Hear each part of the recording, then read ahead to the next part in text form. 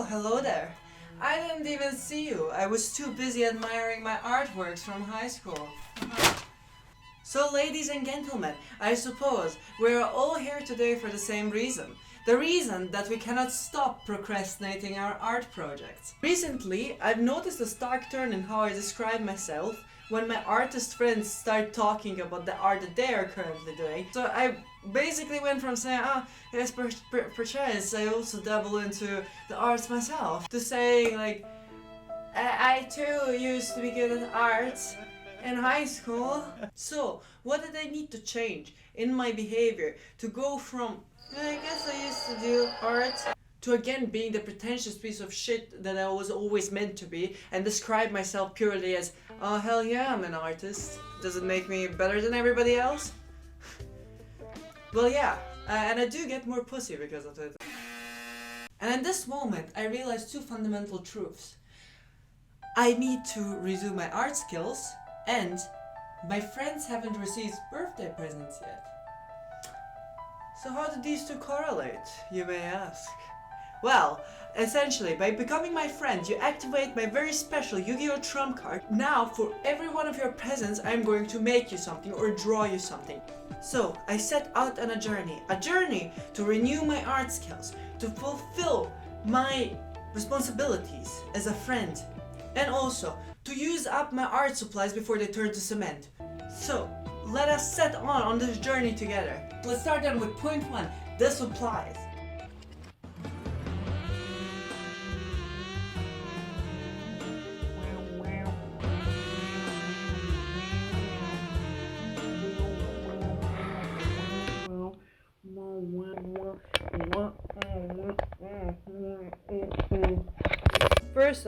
First and foremost, we have these bad boys. We're going to be creating works of pure art, masterpieces, unforeseen. All of these, like €3 at the supermarket. Fuck yeah! Only the finest supplies. Whatever. Fuck that. Anyway, and this was like the next best thing. Like these. I needed something to mix my paint on, so I got this thing. It's a cutting board, but I figured it's as good as anything else. It was like 90 cents, which was much cheaper than getting one of those like wooden boards for drawing, so we'll see how that goes. The canvases, I already drew the sketch on it, I couldn't wait, and we have half a can of Cola Zero. Okay, editing Maida here, that was a lie, there was maybe like a fifth left. Let's get started. Woo! I know I look awful, just ignore it, I've been crying. Let's get it.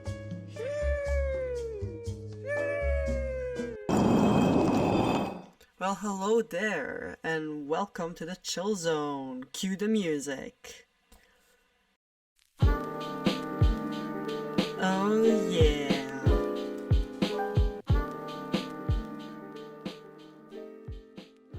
So first, I want to tell you all a bit about my masterful technique, or what it is. And basically, I watched a few YouTube tutorials on how to properly actually do these drawings, and I reached the conclusion that most of the things I don't really understand unless I already knew how to do them. Wow, so I just sat down and started painting. I feel like most of what anybody will tell you boils down already to some muscle memory or building your own technique. While some of the tutorials you will see online do give you some certain type of tips, you still kind of need to practice them about 100 times till you actually reach a level where you can use them where it actually looks good. So one of the things I like to do, and which I'm going to describe as best as I can, is by going constantly left and right till the paint dries a little bit, and then going up and down. I feel like you just kind of lose then the texture of the brush that you're using while you're blending the thing, which usually kind of stays there and doesn't really look nice unless you're painting like a stone like here. Then I think it is useful to like just go in one direction and kind of have the stark turn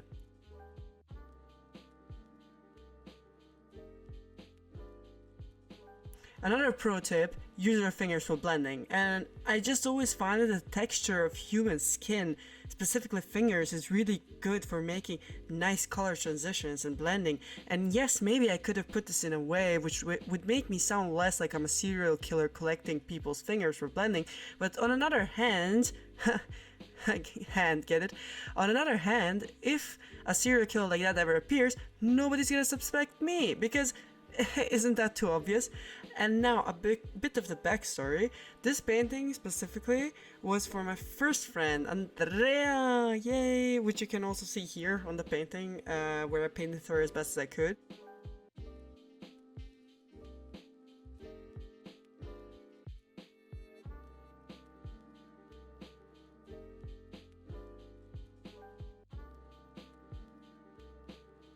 This painting was created on 2 nights because I had no time during the day, because trigger warning, I'm an employed person with a job, and her entire body I finished 1 hour before her birthday party. So while I was panicking in my room on whether or not I'll have enough time to actually finish her face, she was panicking in her room while struggling to complete her makeup and put on fake lashes. I feel like that just that blend of emotions in the apartment really like helped bring a special type of flavor to this painting. So once I was done with the painting, I just barged into her room with like, here, painting, it's you, and she was super happy, which I wasn't sure if she was going to be, but she was, and she was basically like, if the fake lashes poking my eyes right now didn't already make me cry, best believe this painting would anyway. So that's really cute. And I put a star in her hair because a star is usually like kind of symbolizes me in her life in a way. Yeah, we're gay like that. So yeah, anyway, final reveal.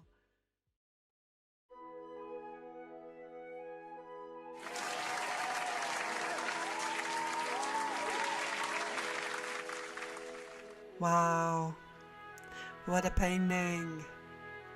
Wow. So anyway, now time for an abstract painting for my second friend. I shall revert back to my true form now for this painting. Magical girl transformation.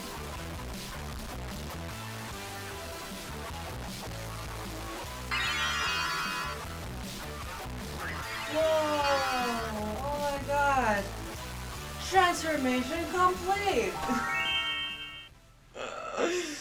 You guys probably think I may be joking about the excessive drawing of hentai, but I genuinely wish I was. I would be in maths class in like the last row just drawing away. Let us continue! So from my edgelord brain rot the gym rat friend, I thought that the only possible solution could ever be Shadow the Hedgehog. So onto the YouTube videos.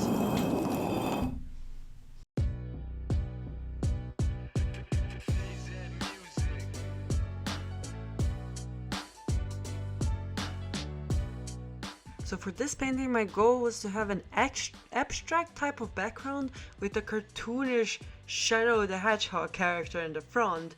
And why I also really wanted to do this painting was because I wanted to challenge myself a bit and see how I could make a graffiti type of background with acrylics and canvas, since I usually only drew more detailed paintings like you saw previously. And again, I consulted the greatest sensei of our time for some tips on how to do that. Not ChatGPT, oh, YouTube baby. ChatGPT to me honestly is more like an unpaid voluntary intern at a big tech company that absolutely does the most for nothing in return, except for maybe a thank you occasionally. And there I saw a lot of people using shapes. Since I had absolutely no such thing in my room, I ripped off the hardcover of some of my old maths textbooks and decided to arts and craft it myself, baby. I ended up making shapes with their names and then just kinda used the edges of the cardboard wherever I pleased.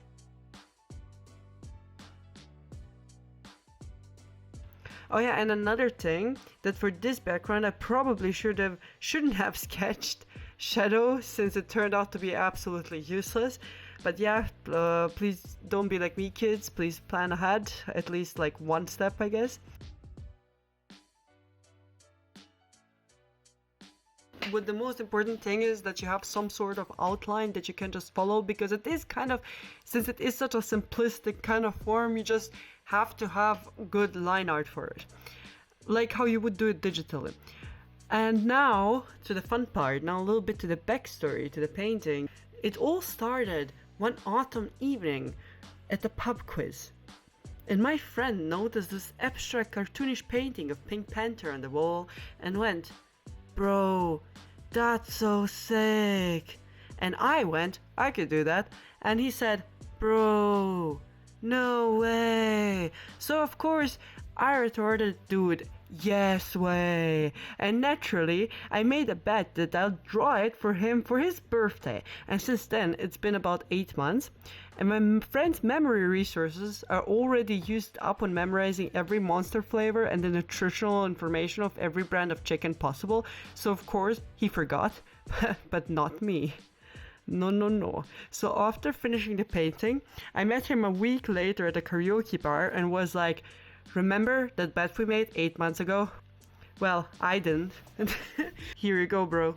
And he was all like, "Bro, no way." Which I think was the highest compliment I could have gotten from him. Honestly, it was the peak of his expressiveness.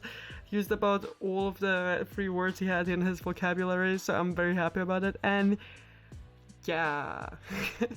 And the reason I decided to draw Shadow is more because he's an edgelord. Like, this is my edgy meme friend, and it just had to be Shadow the Hedgehog. So yeah.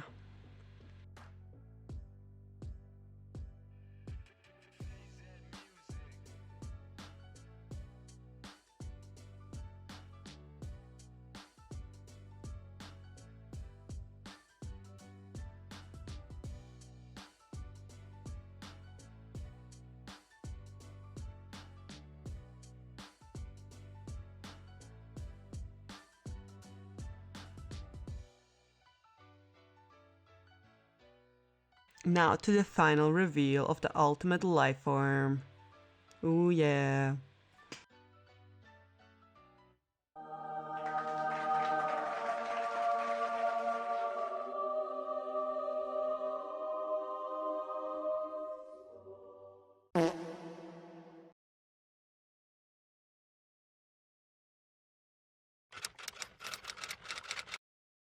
So I feel like we're once more all together through this experience, kind of learn the pros and cons. Definitely invest more into supplies than I did.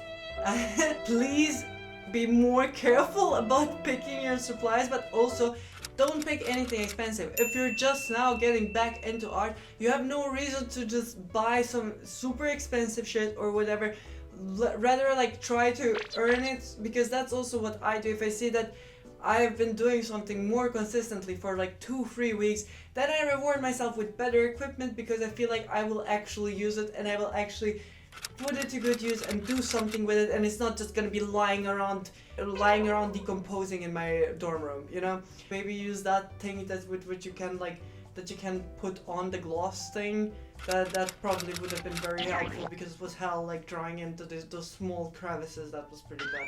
So just like with the colors, honestly, the only rule I would follow is like also the same as when you're drawing anime girls. The thicker, the better.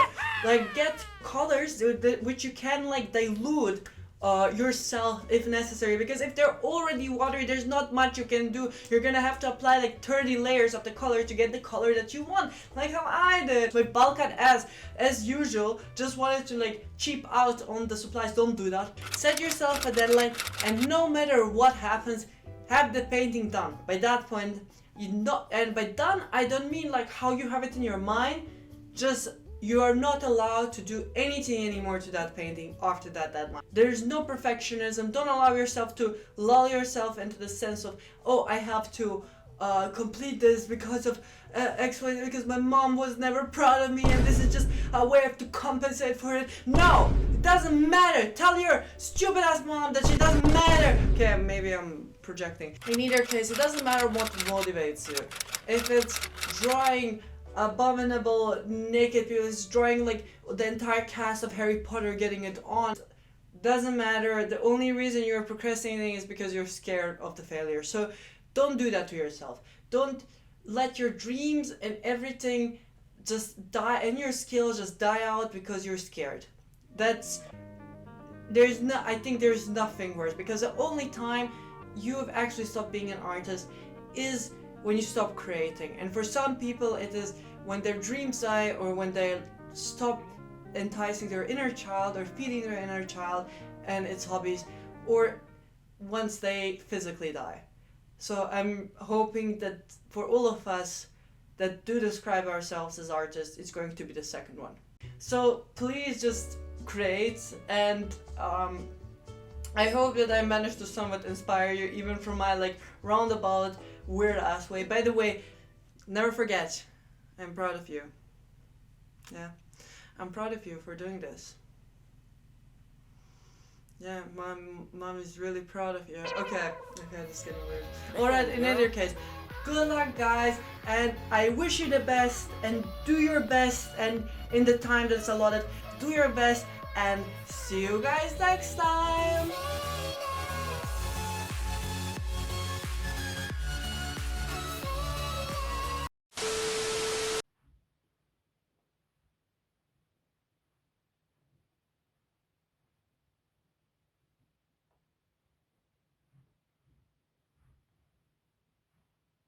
Whoa! By the way, this is my fucking setup for this shit, okay? This is where I'm filming for you guys from. I just want to show you guys. This is what this shit looks like. This is awful. Wait.